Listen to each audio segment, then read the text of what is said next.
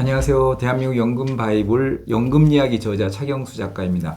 월배당 커버드 콜 ETF 순자산이 7조가 넘었습니다. 몇 년 전 목표 분배율이 6에서 7%였는데 연 20%에 달하는 상품도 나왔습니다. 배당을 이렇게 많이 준다니까 너도나도 커버드 콜 상품을 매수하고 있는데 이 세상 공짜 없다, 제살 깎아먹는다, 오래 버티면 주가가 녹아내린다는 얘기도 있어서 망설이는 사람도 있죠.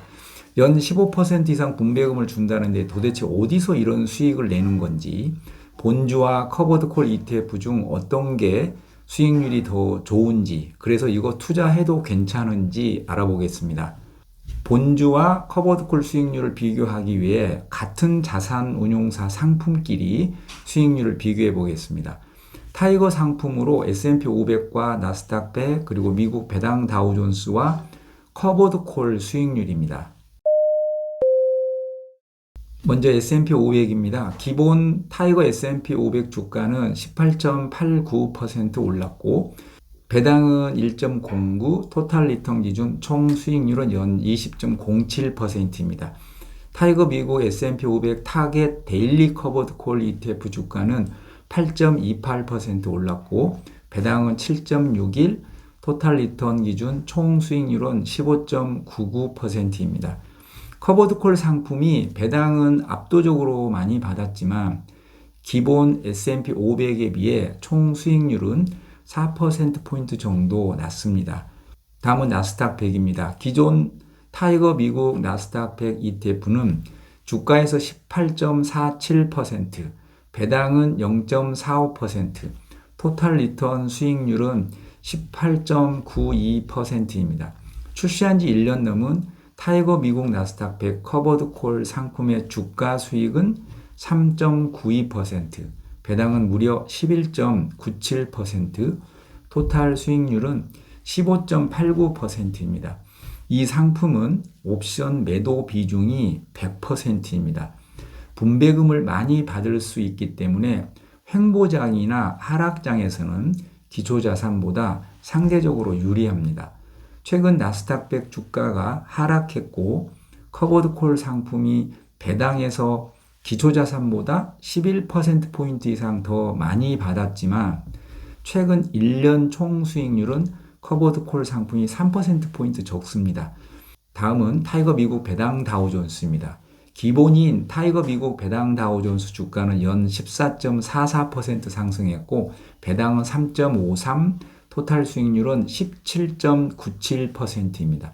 타이거 미국 배당 다우존스 타겟 커버드 콜 1호는 주가 11.30, 배당은 6.20, 총 수익률은 17.50이고 타겟 커버드 콜 2호는 주가 6.07, 배당은 무려 10.32%이고 총 수익률은 16.39%입니다. S&P 500이나 나스닥 100의 경우 기초자산과 커버드 콜 간 수익률 격차가 꽤 났는데 미국 배당 다우존스의 경우 수익률 격차가 크진 않습니다. 1호와 2호 기초자산은 슈드인데 옵션은 S&P 500입니다. 대부분 기초자산과 옵션 종목이 일치하는데 1호의 경우 슈드가 85%, S&P 500 옵션이 15%이고 2호는 슈드 60%, S&P 500 옵션 40%로 1호에 비해서 옵션 비중이 훨씬 높습니다. 옵션 비중이 높다는 건 배당은 많이 받고 주가에서는 상대적으로 손해보는 구조이겠죠. 국내 상장 해외 ETF 3종인 S&P 500, 나스닥 100, 미국 배당 다우존스의 경우 모두 본주가 커버드콜 상품보다 적게는 연 1.5%포인트에서 많게는 4%포인트 이상 수익률이 더 많이 났습니다. 횡보장이냐 하락장이냐 상승장이냐에 따라 이 결과는 달라집니다.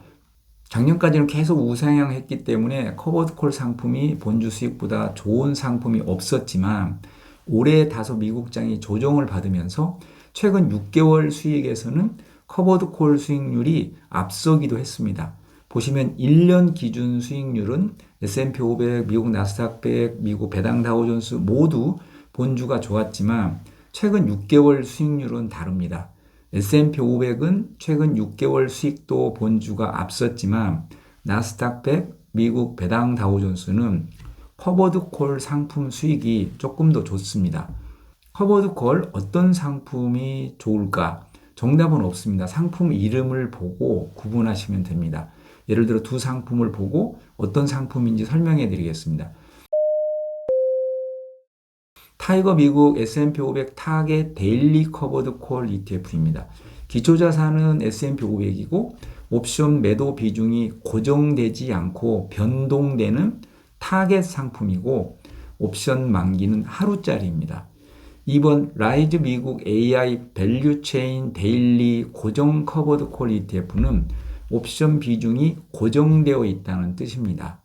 타이거 S&P 500은 옵션 비중이 10%이지만 상황에 따라 비중을 조절합니다. 이런 상품은 상품명에 타겟이란 말이 붙습니다. 하지만 2번 라이즈 상품은 고정이란 말이 들어있죠.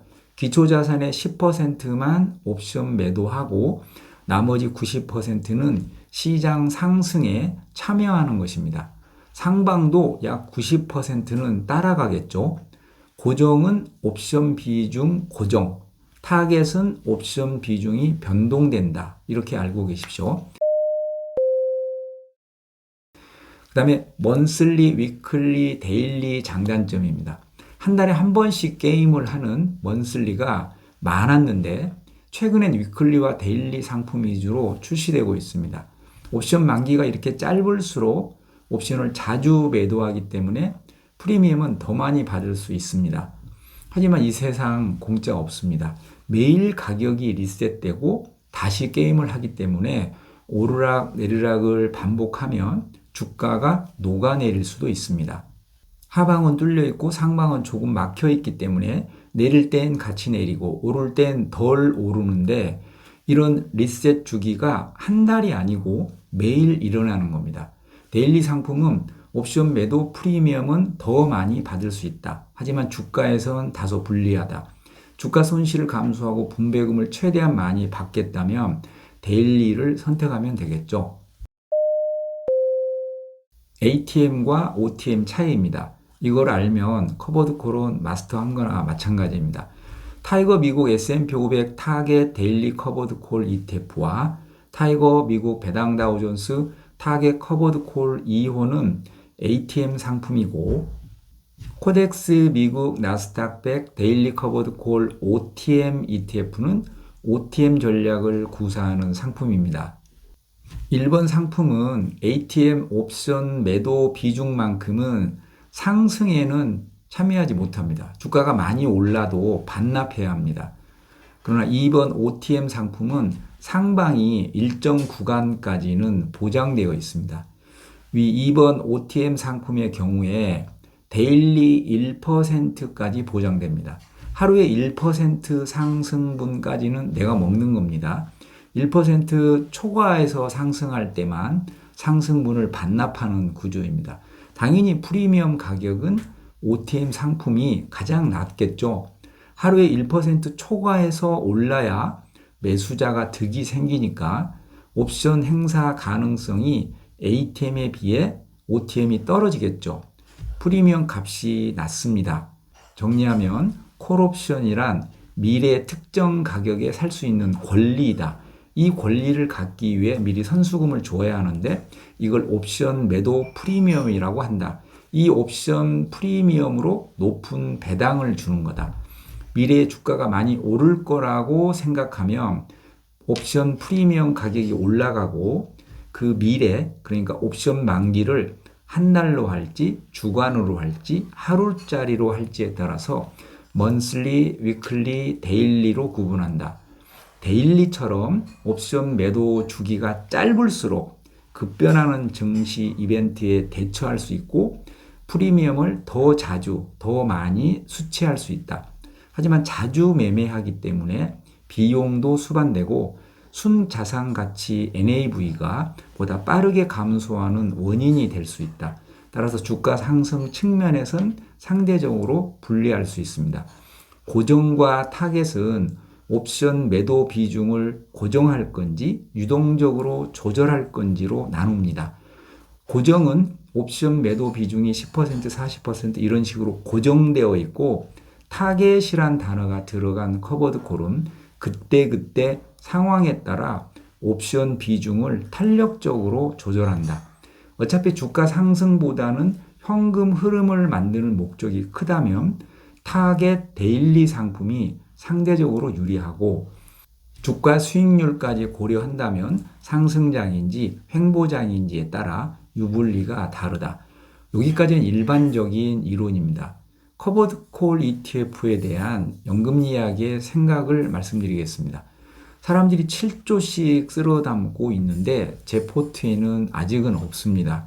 S&P 500, 나스닥 100, 미국 배당 다우존스 모두 포트에 있지만 당장 현금 흐름이 중요하지 않고 분배금 받아서 재투자하는 것도 신경 쓰기 싫고 총 수익률도 아직은 커버드 콜 상품보다 기초자산이 더 높기 때문이다.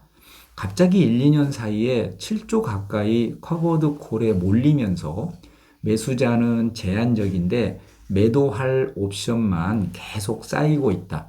이런 상황이 가속화되면 시간이 지날수록 시장 가격과 NAV 간 차이인 괴리율이 커지는 구조적 약점을 안고 가야 된다. 또한 지나치게 과열되다 보니까 생태계를 교란할 수 있고 과연 슈드처럼 지속 가능하게 분배금을 지급할 수 있을지 의구심이 든다. 제가 아직 커버드 콜 상품을 포트에 담지 않은 이유입니다. 실제 작년 9월 이후 옵션 매도 프리미엄은 계속 하락하고 있습니다. 자산 운용사별 경쟁이 너무 치열하다 보니까 이러다가 원금을 덜어서 분배하는 상황을 맞을 수도 있겠다는 우려도 듭니다. 아직 우리나라에서는 이런 일이 발생하지 않았지만 실제 일본에서는 투자 원금에서 덜어서 분배해 주기도 했습니다. 이론적으로는 횡보장이나 하락장에서 상대적으로 유리하고 현금 흐름이 필요한 사람에게 유용하다고 합니다. 맞습니다. 그런데 저는 횡보장이 언제 올지 모릅니다. 지금이 코스피 횡보장이라면 상승장으로 돌아서면 매도하고 본주로 갈아타야 하는데 상승장이 언제 올지 그때 실제 갈아탈지도 의문이라 절대 수익이 더 높은 S&P 500이나 나스닥 100, 미국 배당 다우존스만 담고 있습니다. 우리가 투자하는 건 이익을 얻기 위해서죠. 주가 상승에 따른 자본이득, 주식 배당금, 콜옵션 매도 프리미엄이 수익원이다. 커버드 콜은 1번, 2번 주가 상승과 배당에서 상대적으로 불리하고 3번 프리미엄을 얻는 전략이다. 커버드 콜 2세대, 3세대의 상품은 주가 상승이 제한되는 단점을 보완하면서도 프리미엄도 더 많이 얻기 위해 만든 진화된 상품인 건 맞다. 그러나 아무리 진화해도 이 세상 공짜 없다. 이렇게 과열되면 프리미엄 가격이 떨어질 확률이 높다. 급한 현금이 매월 필요하지 않다면 기초자산에 충실하겠다는 게 연금 이야기의 생각입니다. 주변에서도 폭발적으로 커버드 콜 상품을 매수하고 있어서 제 생각을 말씀드렸습니다.